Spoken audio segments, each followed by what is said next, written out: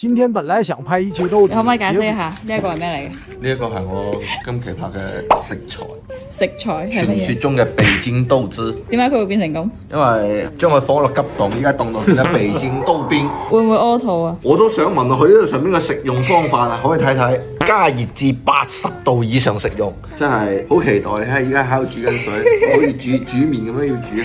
好核突啊！呢嚿嘢，分離咗咯我覺得齋睇嘅包裝係啲想嘔喎。真係能喝嗎？諗咁得㗎？如果唔得咧，你要為藝術犧牲嗎？我買過啦，點知道依家你睇下3層啊，大佬！